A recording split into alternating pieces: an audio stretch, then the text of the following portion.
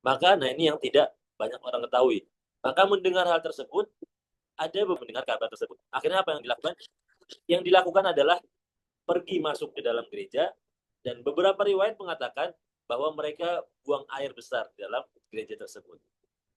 Tapi ada beberapa riwayat yang lain mengatakan mereka membuat onar, membuat sesuatu kericuhan. Sehingga apa? Sehingga membuat Raja Abraha marah. Nah, begitu marah, barulah dimulai niatan untuk menghancurkan Ka'bah. Jadi bukan serta-merta Raja Abraha ingin menghancurkan Ka'bah. Bukan. Tapi karena ada yang memulai terlebih dahulu, yaitu kaum Quraisy tadi. Dari keturunan Bani Adnan dan Bani Kahtan, menurut riwayat. Ia melakukan kerusuhan di dalam gereja tersebut. Akhirnya Raja Abraha pun marah. Itulah yang menyulut emosi Abraha untuk menyerang Ka'bah. Oleh karena itu, Abraham memerintahkan para pasukannya untuk mempersiapkan diri untuk sama-sama kita berniat untuk menghancurkan Ka'bah, yaitu objek yang selalu diagung-agungkan oleh orang-orang Muslim seperti itu.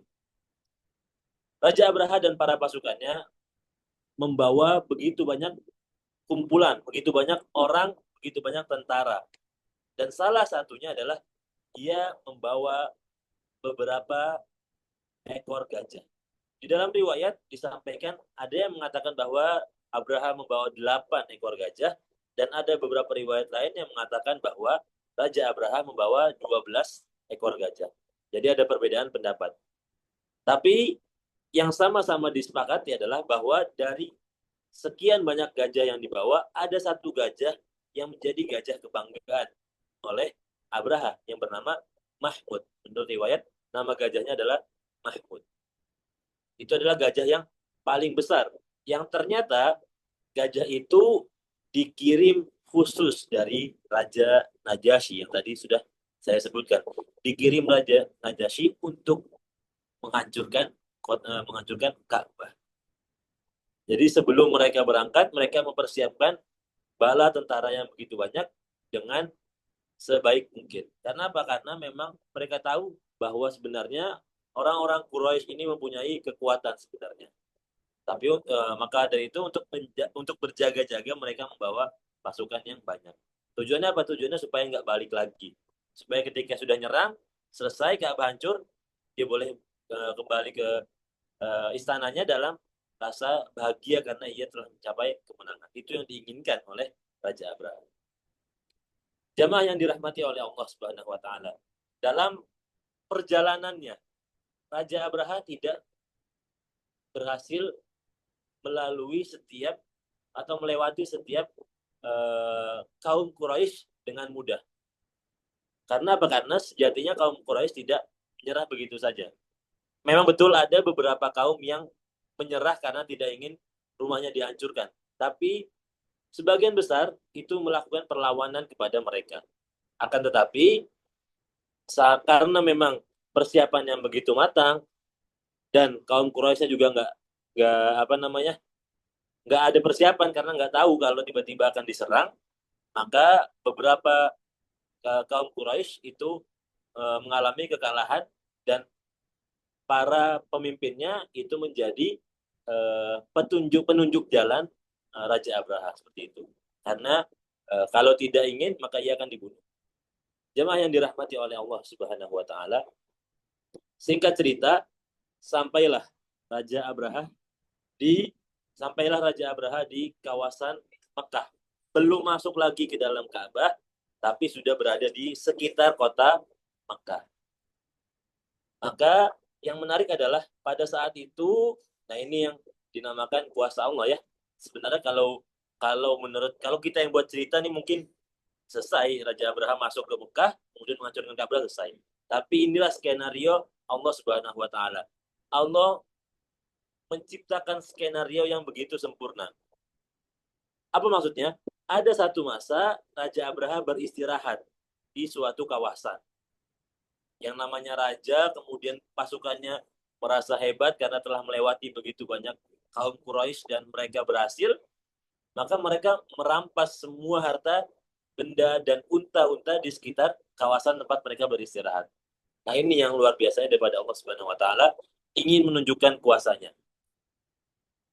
Ternyata ada salah satu prajuritnya yang merampas 200 unta milik Abdul Muthalib. 200 unta milik Abdul Muthalib, kakek daripada Nabi Muhammad Sallallahu Alaihi Wasallam. Ada 200 unta yang dirampas oleh mereka. Kemudian prajurit yang lain pun merampas harta daripada masyarakat yang lain juga.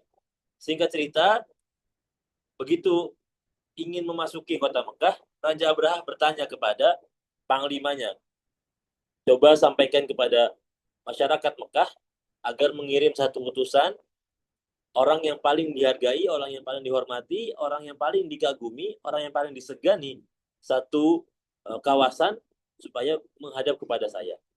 Kemudian diutuslah Abdul Muthalib, kakek daripada Nabi Muhammad Sallallahu Alaihi Wasallam, untuk berjumpa dengan Raja Abraha. Kemudian sang panglima mengatakan kepada Abdul Muthalib sebelum berjumpa dengan Raja Abraha, wahai pembesar Quraisy, sesungguhnya raja kami, Raja Abraha, tidak ingin melakukan kerusuhan di sini.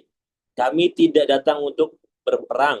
Tujuan kami jelas, hanya satu, yaitu ingin menghancurkan Ka'bah. Tidak ada yang lain.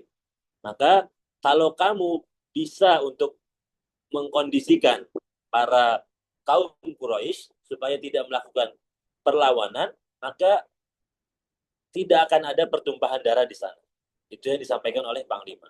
Kemudian yang disampaikan oleh Abdul Muthalib adalah, baik, kalau itu yang ingin kamu lakukan, maka terserah, karena yang pasti adalah bahwa Ka'bah itu adalah rumah Allah dan Allah akan menjaganya. Kemudian Panglima pun mengatakan kepada Abdul Muthalib supaya silahkan kamu sampaikan hal ini kepada raja kami. Kemudian berjumpalah Raja Abraha dengan Abdul Muthalib, dan inilah yang menarik dan jadi pembelajaran yang luar biasa. Ketika itu Abdul Muthalib mengatakan kepada Raja Abraha bahwa, demi Allah, kami tidak berniat untuk memeranginya. Juga kami tidak mempunyai kekuatan untuk itu. Artinya apa? Artinya Abdul Muthalib sadar bahwa ia tidak punya tenaga yang banyak, ia tidak punya pasukan yang besar untuk mengalahkan Raja Abraha. Ia katakan, demi Allah, kami tidak berniat untuk memerangimu. Juga kami tidak punya kekuatan untuk itu. Ini adalah Baitullah. Ya, Abdul Muthalib menunjuk kepada Ka'bah. Ini adalah Baitullah yang disucikan dan merupakan rumah kekasih Allah, yaitu Nabi Ibrahim. Maka jika Allah mempertahankannya, itu adalah hal yang wajar, karena itu adalah rumahnya yang disucikan. Dan jika dia membiarkan rumah tersebut engkau hancurkan, maka tiada kemampuan bagi kami untuk mempertahankannya. Artinya apa? Artinya Abdul Muthalib pada saat itu benar-benar berserah, menyerahkan semua hal kepada semua keadaan daripada Ka'bah kepada Allah Subhanahu wa taala, karena memang Allah lah yang pemilik Ka'bah tersebut. Kemudian Abdul Muthalib menyambung perkataannya, sesungguhnya aku adalah pemilik unta itu, dan sesungguhnya bait itu atau rumah itu ada yang memilikinya, dan dia akan membelanya sampai kapanpun. Mendengar jawaban itu, Abraha tersentak dan kaget, karena ternyata bahkan pemimpin kaum Quraisy pun atau pembesar kaum Quraisy pun tidak seakan-akan tidak peduli terhadap Ka'bah tersebut. Ia justru malah mementingkan apa yang menjadi miliknya.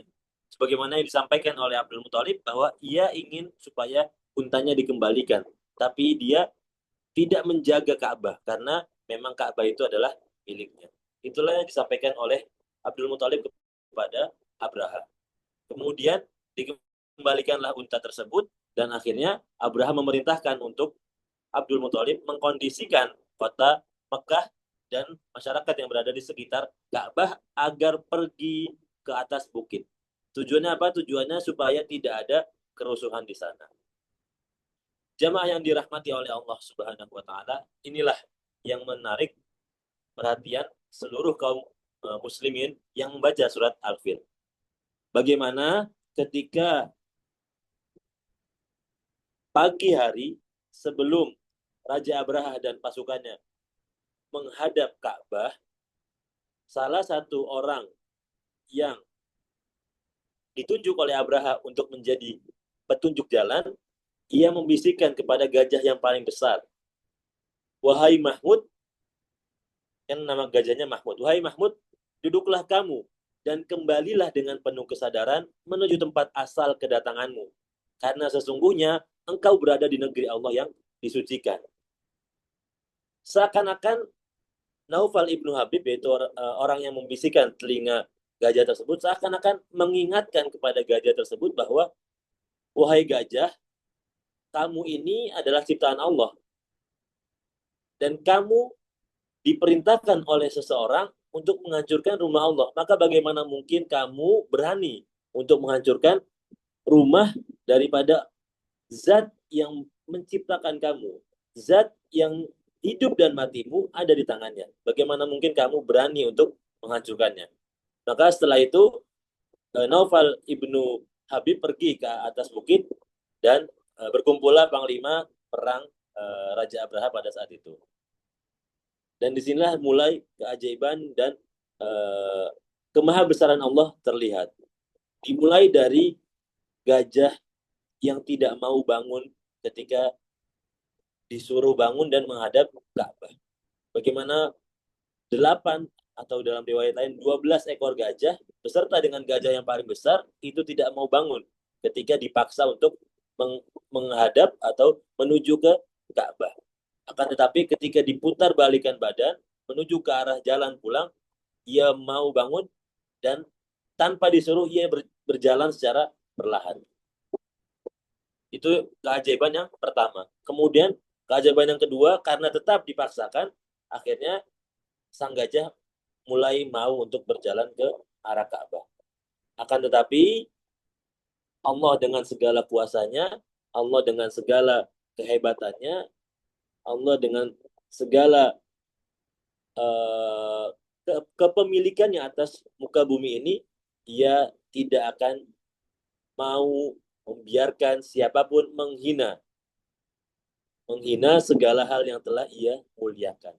Bagaimana Ka'bah telah Allah muliakan, maka tidak ada satupun yang bisa menghinakannya.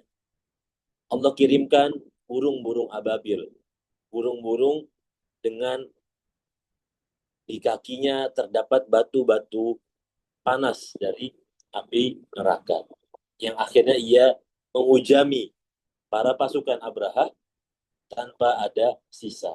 Dan akhirnya mereka mati di tempat dan tidak ada yang tersisa. Seperti itulah Allah menghancurkan pasukan dari Abraha ketika ia memang ingin menghancurkannya.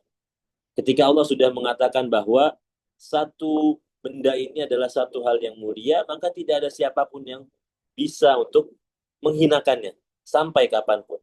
Itulah pesan yang ingin disampaikan oleh Allah Subhanahu wa taala. Jamaah yang dirahmati oleh Allah Subhanahu wa taala, kita akan membahas ayat demi ayat dari surat Al-Fil, karena itu sudah saya sampaikan cerita bagaimana Raja Abraha akhirnya gagal untuk menghancurkan kota Mekah, dan justru mereka lah yang menjadi hina bukan hanya di hadapan kaum Quraisy tapi di seluruh dunia, dan tidak hanya bagi kalangan orang Muslim saja. Bagi siapapun yang mendengar ayat demi ayat dari surat Al-Fil, maka ia secara tidak langsung telah mengetahui bahwa pada zaman itu ada satu raja yang sangat angkuh, sombong, dan akhirnya dihancurkan oleh Allah Subhanahu wa taala bukan dengan kekuatan yang lebih besar, tapi hanya dengan beberapa ekor burung mereka binasa dalam waktu sekejap. Bismillahirrahmanirrahim. Alam taro kaifa fa'ala rabbuka bi ashabil fil. Tidakkah engkau, wahai Nabi Muhammad SAW, memperhatikan bagaimana Tuhanmu telah bertindak terhadap pasukan bergajah? Bagaimana Allah telah menjadikan pasukan bergajah itu tidak ada artinya sama sekali di hadapannya.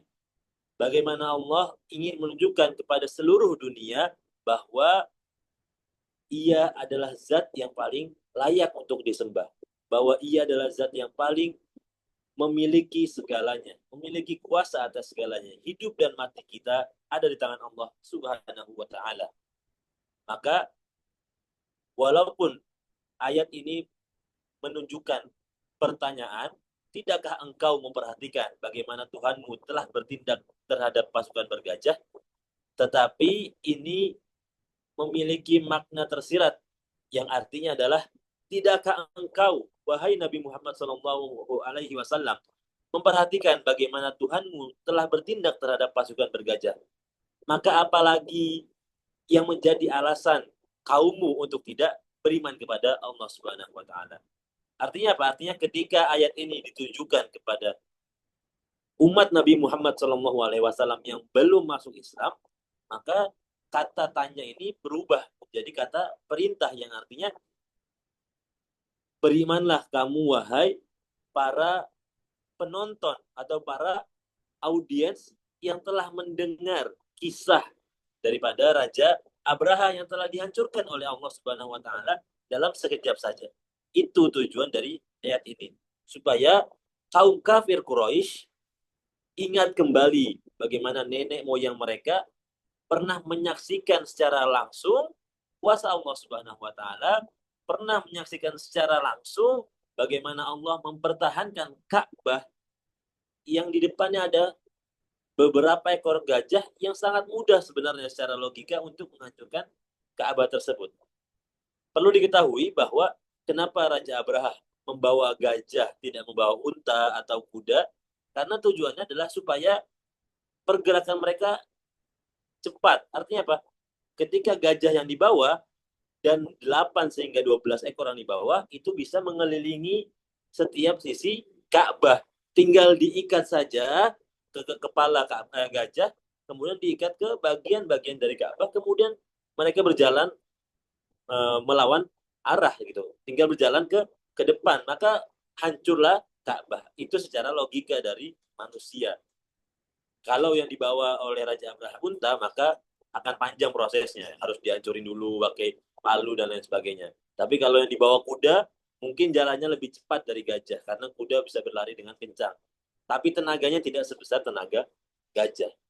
Maka Raja Abraha dengan kesombongannya ingin gimana caranya mereka datang ke Mekah, kemudian memerintahkan gajah untuk membelakangi Ka'bah, kemudian menarik gajah dari beberapa sudut supaya hancur dengan begitu saja. Itu teori daripada manusia. Tapi Allah berkata lain, Ka'bah adalah rumahku, maka tidak ada siapapun yang bisa untuk menghancurkannya. Maka ayat ini tujuannya adalah untuk kaum kafir Quraisy agar beriman kepada Allah Subhanahu wa taala setelah ia menyaksikan atau setelah ia ingat bagaimana nenek moyang mereka telah melihat kekuasaan Allah Subhanahu wa taala. Jemaah yang dirahmati oleh Allah Subhanahu wa taala, pada ayat yang kedua disampaikan, alam yaj'al kaidahum fi taqdir. Bukankah dia telah menjadikan tipu daya mereka itu sia-sia? Apa yang dimaksud dengan tipu daya? Tipu daya adalah bagaimana Raja Abraha memberikan kesan seakan-akan tidak ada satupun orang di muka bumi ini yang bisa melarang mereka untuk menghancurkan Ka'bah. Ia ingin memberikan pesan kepada seluruh orang bahwa tidak ada satupun orang di muka bumi ini yang bisa menghalanginya ketika ia ingin melakukan sesuatu. Dimulai dari bagaimana mereka membangun gereja yang begitu besar. Ia ingin menandingi Ka'bah Al-Mukarramah. Ia ingin menandingi Ka'bah yang begitu diagung-agungkan oleh umat Muslim. Ia ingin Dan ia berpikir bahwa dengan ia membangun gereja yang besar, ia bisa untuk mengalih pandangkan orang-orang Muslim beralih daripada Ka'bah ke gereja. Itulah yang dimaksud dengan tipu daya Raja Abraha. Akan tetapi dengan jelas dan dengan detail Allah sampaikan pada ayat setelahnya. Wa arsala alaihim thayran ababil. Dan dia mengirimkan kepada mereka burung yang berbondong-bondong. Setelah begitu banyak tipu daya Raja Abraha yang telah ia buat kepada kaum muslimin, yang mana seakan-akan ia mampu untuk melawan Allah, seakan-akan ia mampu untuk menghancurkan rumah Allah, seakan-akan ia mampu untuk mengalahkan semua kaum Quraisy. Karena apa? Karena sebenarnya ketika Ka'bah berhasil dihancurkan, maka bukan hanya Ka'bah yang hancur, tapi semua masyarakat di sekitarnya juga dikatakan hancur. Kenapa demikian? Karena dinilai bahwa kaum kafir Quraisy tidak mampu untuk mempertahankan aset berharganya. Dan ketika ia tidak mampu mempertahankan aset berharganya, artinya ia tidak mampu untuk menjaga dirinya sendiri. Dan dengan mudah orang-orang bisa menghancurkan kaum Quraisy ketika Ka'bah berhasil dihancurkan. Karena ia adalah salah satu monumen atau salah satu hal yang paling agung.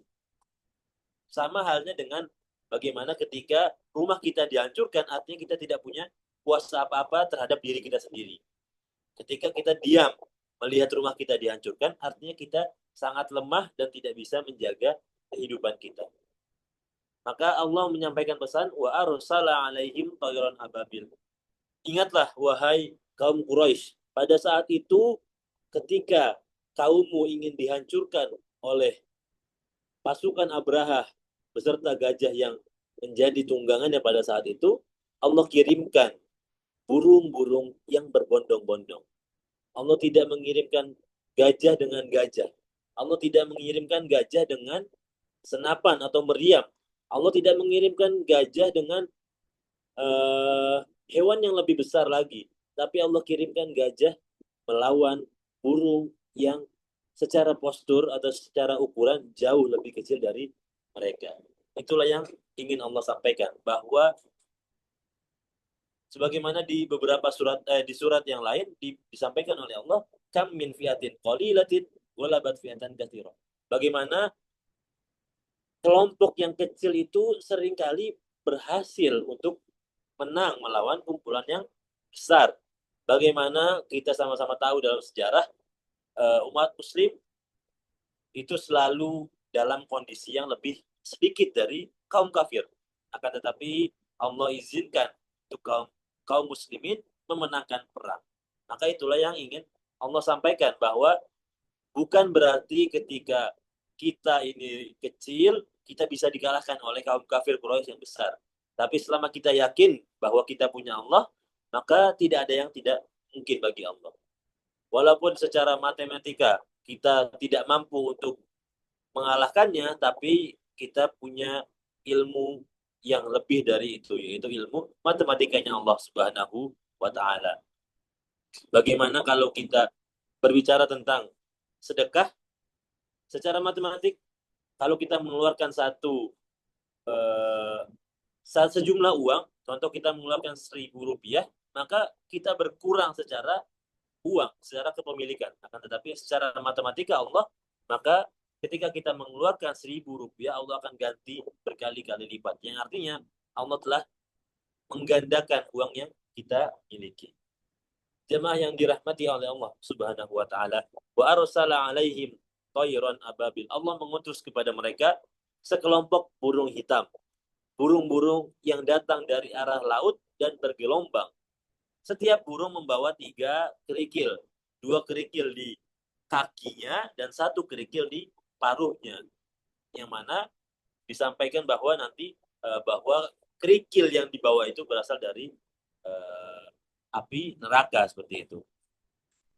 Maka tidak ada alasan lagi untuk Abraha bisa menghindar dari lemparan batu kerikil oleh burung tersebut. Karena apa? Karena itu mengejutkan mereka. Mereka tidak ada persiapan Dan mereka tidak punya ekspektasi bahwa akan ada sesuatu serangan balik dari Allah Subhanahu wa taala kepada mereka. Yang mereka tahu adalah yang mereka perhitungkan adalah kemungkinan mereka akan mendapatkan perlawanan dari kaum Quraisy. Karena apa? Karena yang ingin dihancurkan adalah rumah milik kaum Quraisy. Nah, itu kan yang ada di pikiran Abraha. Ia tidak berpikir bahwa yang ingin dihancurkan adalah rumah Allah. Yang ada dalam pikirannya adalah yang ingin dihancurkan adalah rumah atau tempat ibadahnya orang Muslim sekitar Quraisy. Itu yang ada di dalam pikiran Abraha. Maka mereka mempersiapkan segala hal untuk melawan manusia-manusia yang pada saat itu adalah orang Quraisy. Tapi ia tidak mempersiapkan bahwa akan ada serangan-serangan yang tidak terduga dari Allah Subhanahu wa taala karena Allah lah pemilik Ka'bah dan dialah yang akan mempertahankannya. Lanjut ke ayat berikutnya. Tarmihim bihijaratin min sijil. Burung-burung tadi melempari mereka dengan batu dari tanah liat yang dibakar. Dalam beberapa penjelasan, min sijil di sini artinya adalah dari api neraka seperti itu.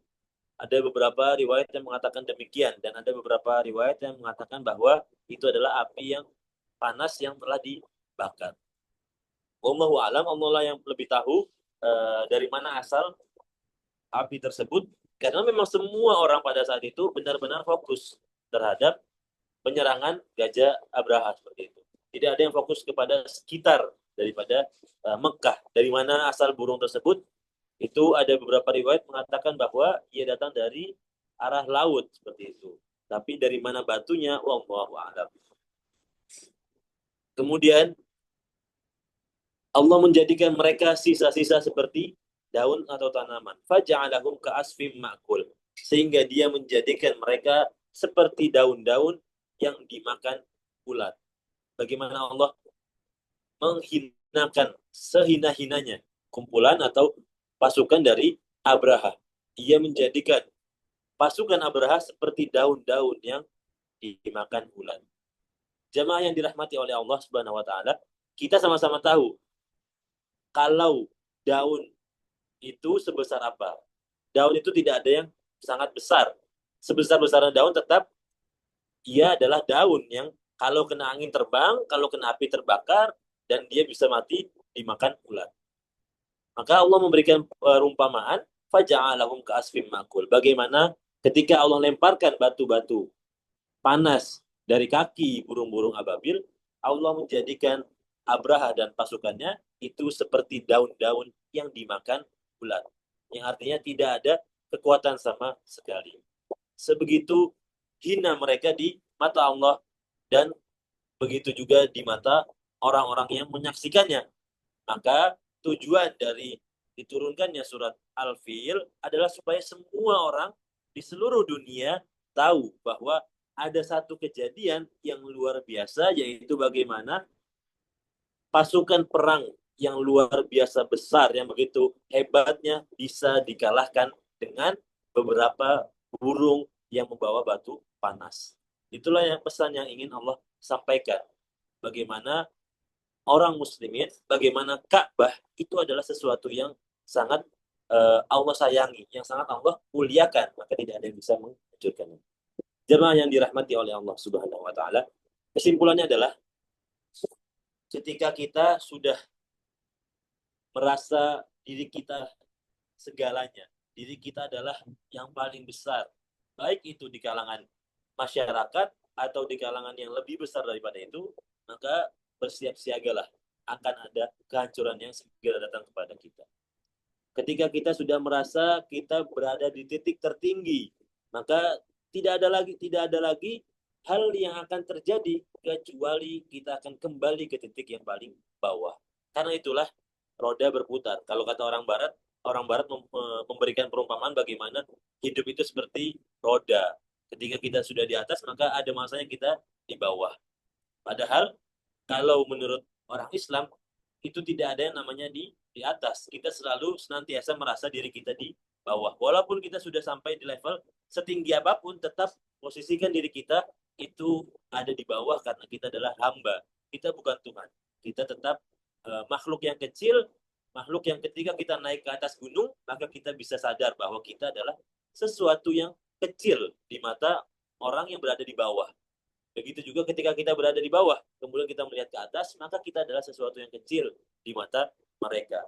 Maka sebagai seorang muslim tidak dibenarkan untuk kita bersifat sombong atau bersifat angkuh. Karena sudah banyak sekali Allah berikan contoh atau kisah-kisah di dalam Al-Quran. Bagaimana Fir'aun, bagaimana Qarun, bagaimana Abraha, dan lain sebagainya, itu binasa disebabkan oleh kesombongan mereka. Bagaimana mereka binasa itu permulaannya atau awal kehancurannya itu dimulai dari karena mereka merasa dirinya adalah yang terbaik. Bagaimana Fir'aun merasa dirinya adalah Tuhan.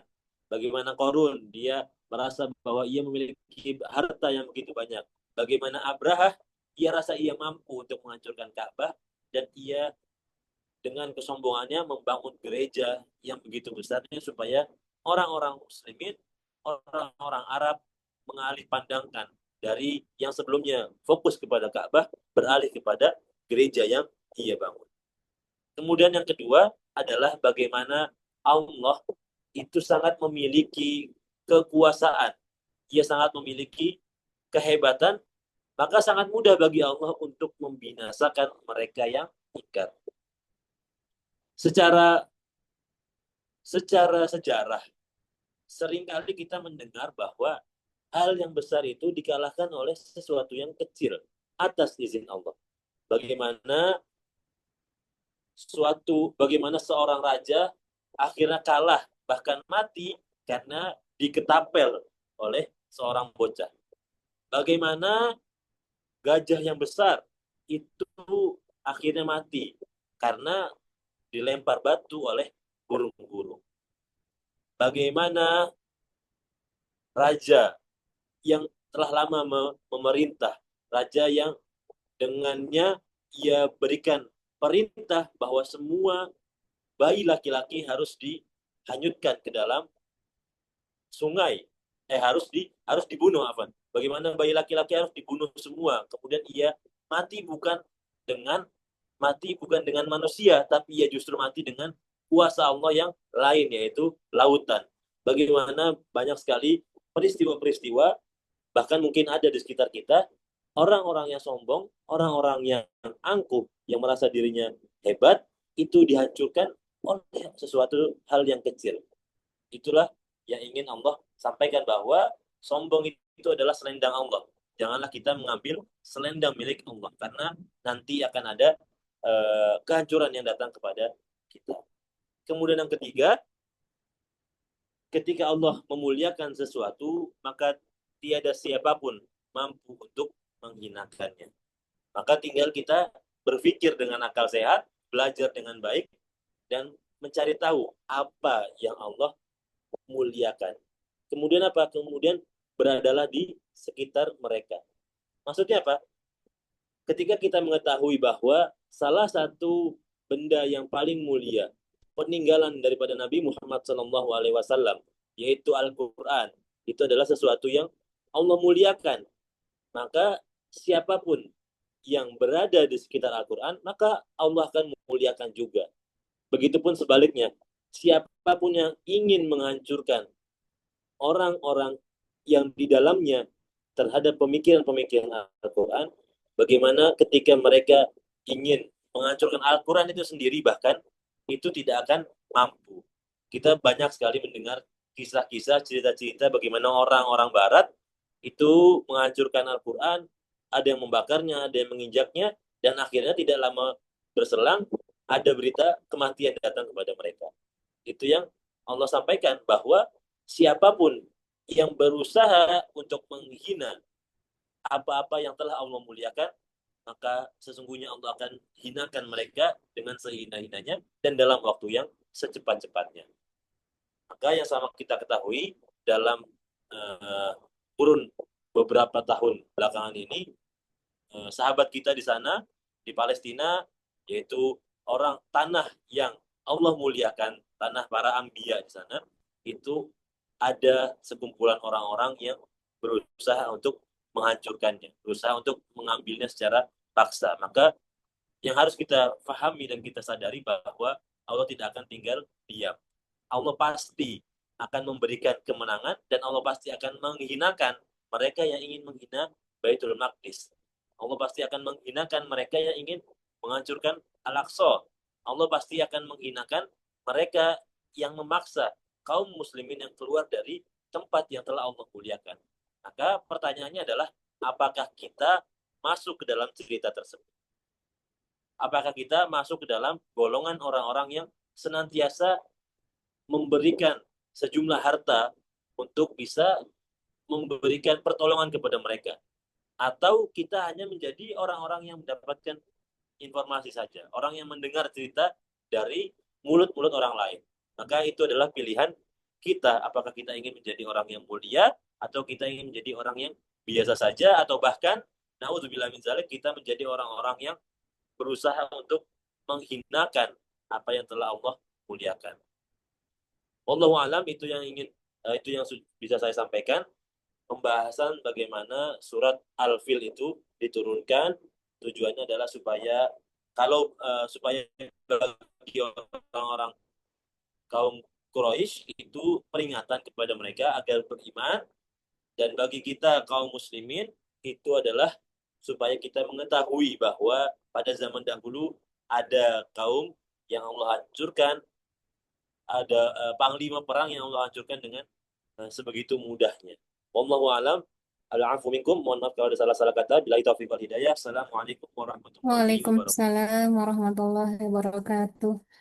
Masya Allah, luar biasa kajian tafsir yang telah Ustadz sampaikan.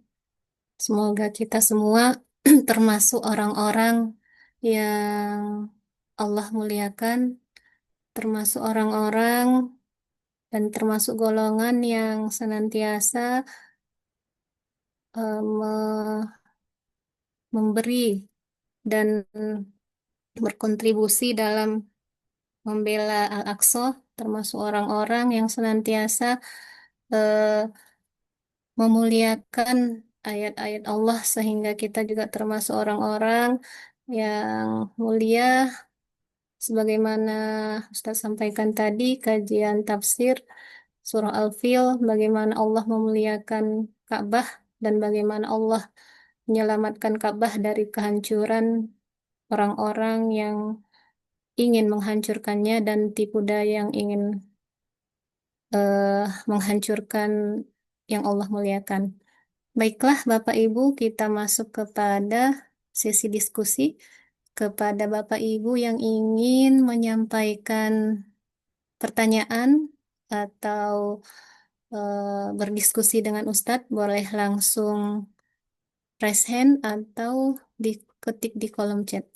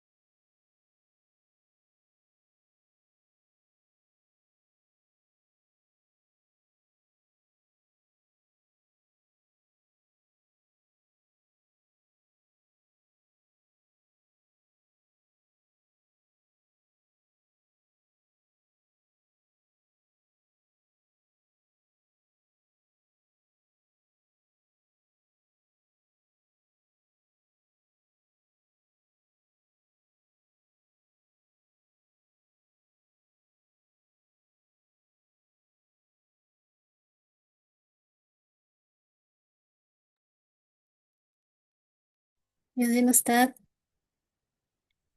sebelum Bapak Ibu yang lain bertanya, boleh bertanya dulu kan ya Ustadz? Iya, silakan. Boleh berbagi kiat Ustadz agar hati kita senantiasa tawadu dan tidak ada satupun atau sedikit pun rasa sombong pada kita, sehingga kita termasuk orang-orang yang senantiasa Allah ridhoi karena bagaimanapun hadis Rasulullah me- bagaimana Rasulullah menyampaikan siapa yang ada sombong walaupun sedikit di hatinya ya Ustaz ya, tidak masuk surga gitu ya Ustaz, agar kita senantiasa merasa tawadu dan tidak ada sombong di hati kita sehingga kita termasuk orang-orang yang Allah muliakan dan Allah cintai. Begitu Ustaz.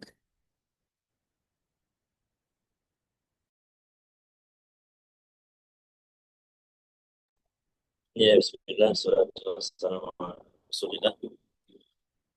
Hmm, kita sebagai manusia tidak akan mungkin terlepas dari yang namanya rasa sombong sampai kita ada pada titik di mana kita benar-benar merasakan bahwa kita ini masih termasuk orang-orang yang lemah. Karena ketika kita lemah, kita tidak mempunyai apapun, apa yang bisa kita sombongkan seperti itu. Maka yang perlu kita sadari adalah kita harus senantiasa memposisikan diri kita berada di bawah. Walaupun ada masanya kita merasa kita telah diberikan begitu banyak rezeki oleh Allah Subhanahu wa taala. Allah telah memberikan begitu banyak kekuasaan kepada kita. Maka yang harus kita lakukan adalah melihat siapa yang menjadikan kita seperti itu. Karena tidak mungkin kita bisa menjadi pada titik tertentu itu karena diri kita sendiri. Walaupun terlihat seperti kita menjadi contoh, kita menjadi gubernur atau menjadi bupati dalam dalam suatu wilayah, menjadi pemimpin seperti itu. Kemudian kita merasa sombong, sebagaimana yang dilakukan oleh Raja Abraha dan Fir'aun. Ketika ia mempunyai kekuasaan, ia merasa sombong atas kekuasaan yang ia miliki. Karena apa? Karena mereka merasa bahwa kekuasaan yang ia miliki itu adalah hasil dari kerja keras mereka.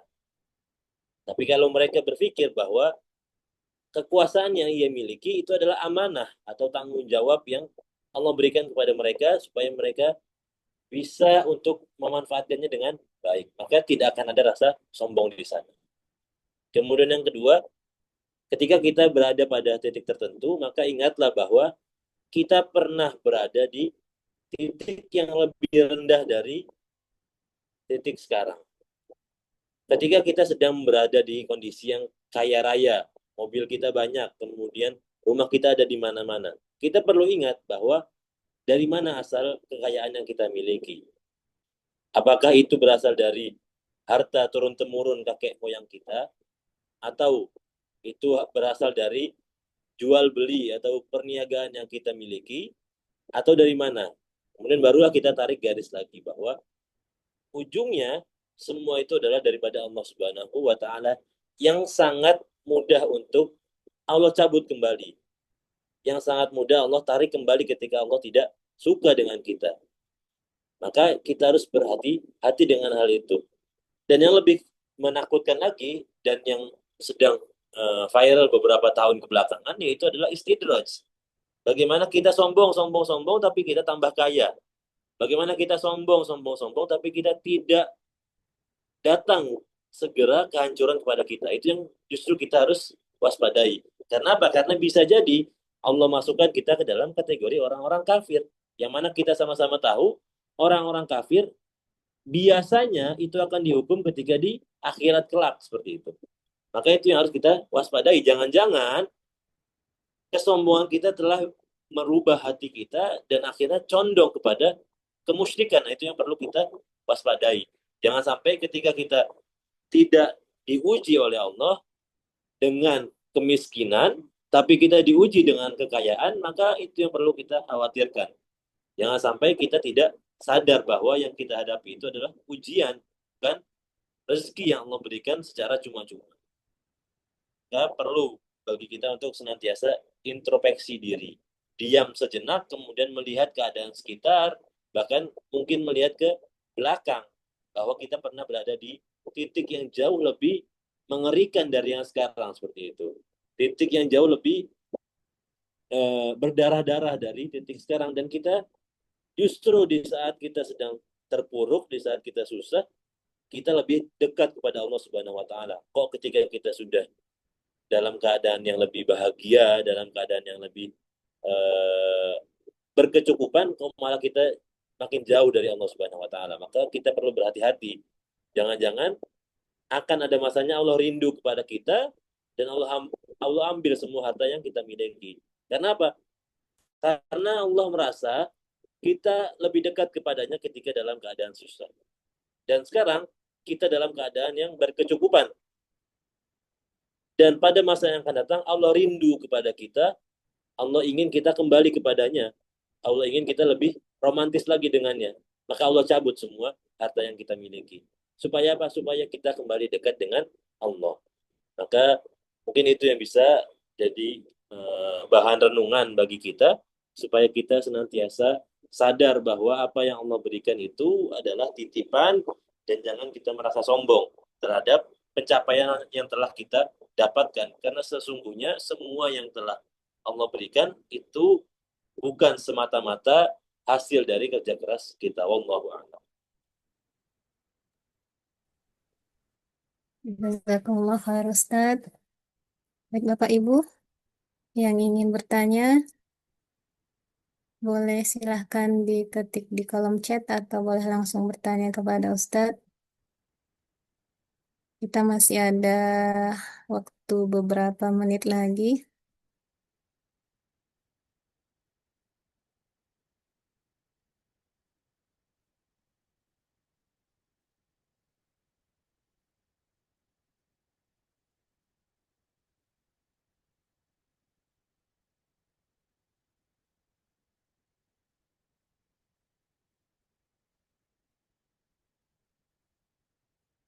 Sebelum ada yang bertanya, izin menyampaikan kepada Bapak Ibu yang ingin berdonasi untuk kemenangan Al-Aqsa, berdonasi untuk Palestina, boleh disampaikan ke rekening komunitas cinta Quran. Insya Allah nanti akan disampaikan ke sana. Rekeningnya ada di bisa dilihat di Instagram, Instagram KCK.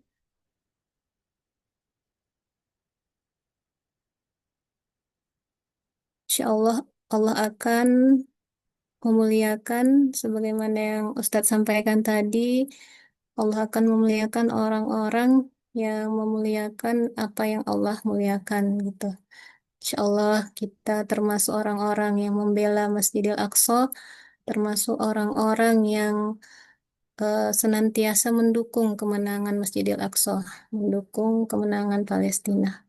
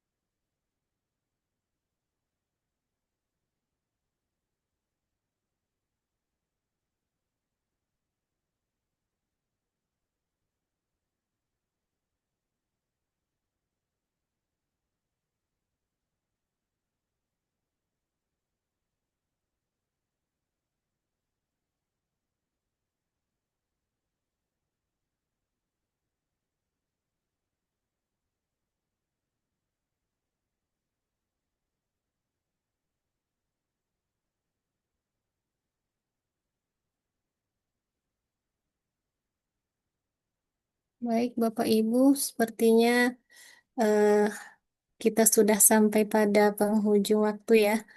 Apa yang Ustaz sampaikan, Masya Allah cukup jelas. Jadi Bapak Ibu sepertinya sudah tidak ada lagi yang bertanya. Eh, Boleh kepada Ustadz dimintakan closing statementnya, Ustadz. Sekalian boleh untuk doa penutup ya, Ustadz.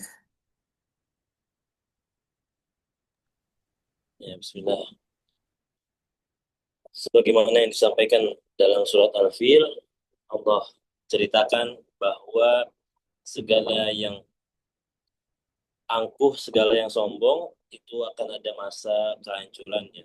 Bagaimana Allah sampaikan bahwa segala yang Allah muliakan, maka senantiasa akan Allah muliakan sampai kapanpun. Begitu juga dengan orang-orang atau masyarakat yang berada di sekitarnya. Maka semoga kita senantiasa istiqomah berada di dalam segala hal yang Allah muliakan. Apakah itu Al-Quran atau itu kaum muslimin dan kajian-kajian yang bersifat agama seperti itu. Semoga kita bisa istiqomah di dalamnya dan semoga kita bisa senantiasa beriman kepada Allah Subhanahu wa taala karena yang sama-sama kita ketahui al-imanu yazid wa yanqus. Iman itu naik dan turun. Maka salah satu cara menaikkan keimanan adalah dengan menghadiri kajian-kajian. Salah satunya adalah kajian tafsir supaya bisa menjaga stabilitas keimanan kita. Dan akhirnya kita tutup pada malam hari ini dengan pembacaan doa. Kita tutup dengan istighfar 3 kali. Astagfirullahaladzim, astagfirullahaladzim, astagfirullahaladzim. Astagfirullahaladzim, alladzi la ilaha illa anta. اللهم صل على سيدنا محمد وعلى آل سيدنا محمد كما صليت على سيدنا إبراهيم وعلى آل سيدنا إبراهيم وبارك على سيدنا محمد وعلى آل سيدنا محمد كما باركت على سيدنا إبراهيم وعلى آل سيدنا إبراهيم في العالمين إنك حميد مجيد اللهم اغفر للمسلمين والمسلمات والمؤمنين والمؤمنات الأحياء منهم والأموات إنك سميع قريب مجيب الدعوات اللهم إنا نسألك علما نافعا ورزقا واسعا وشفاء من كل داء اللهم إنا نسألك سلامة في الدين وعافية في الجسد وزيادة في العلم وبركة في الرزق وتوبة قبل الموت ورحمة عند الموت ومغفرة بعد الموت اللهم هون علينا في سكرات الموت والنجاة من النار والعفو عند الحساب اللهم آت نفوسنا تقواها وزكها أنت خير من زكاها اللهم أعز الإسلام والمسلمين وأذل الشرك والمشركين ودمر أعداءك أعداء الدين اللهم انصر إخواننا المجاهدين المستضعفين في فلسطين اللهم يا مقلب القلوب ثبت قلوبنا على دينك اللهم يا مصرف القلوب صرف قلوبنا على طاعتك ربنا لا تزغ قلوبنا بعد إذ هديتنا وهب لنا من لدنك رحمة إنك أنت الوهاب ربنا هب لنا من أزواجنا وذرياتنا قرة أعين واجعلنا للمتقين إماما ربنا اغفر لنا ولإخواننا الذين سبقونا بالإيمان ولا تجعل في قلوبنا غلا للذين آمنوا ربنا إنك رؤوف رحيم ربنا اغفر لنا ولوالدينا وارحمهما كما ربيانا صغارا ولجميع المسلمين والمسلمات والمؤمنين والمؤمنات والمعلمين والمعلمات الأحياء منهم والأموات ربنا آتنا في الدنيا حسنة وفي الآخرة حسنة وقنا عذاب النار وصلى الله على سيدنا محمد وعلى آله وصحبه وسلم سبحان ربك رب العزة عما يصفون وسلام على المرسلين والحمد لله رب العالمين. Jazakumullah khair Ustadz atas ilmu yang telah disampaikan. Insya Allah menjadi amal jariah bagi Ustadz dan ilmu yang bermanfaat bagi kita semua dan insya Allah dapat kita amalkan dalam kehidupan kita sehari-hari. Sebelum ditutup, mari kita mohon izin kepada Bapak Ibu untuk membuka kameranya untuk pengambilan dokumentasi.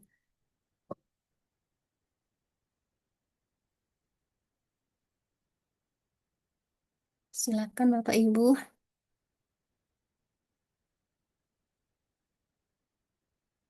Ambil posisinya terlebih dahulu. Baik. Satu, dua, tiga.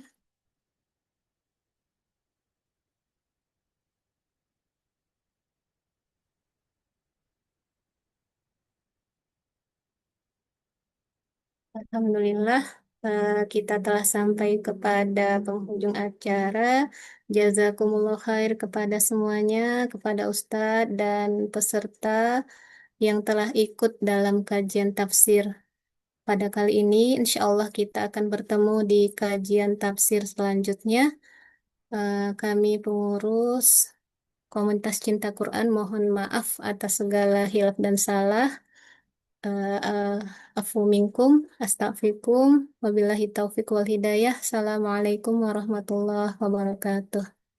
Waalaikumsalam warahmatullahi wabarakatuh. Ya, semuanya. Assalamualaikum. Waalaikumsalam. Waalaikumsalam.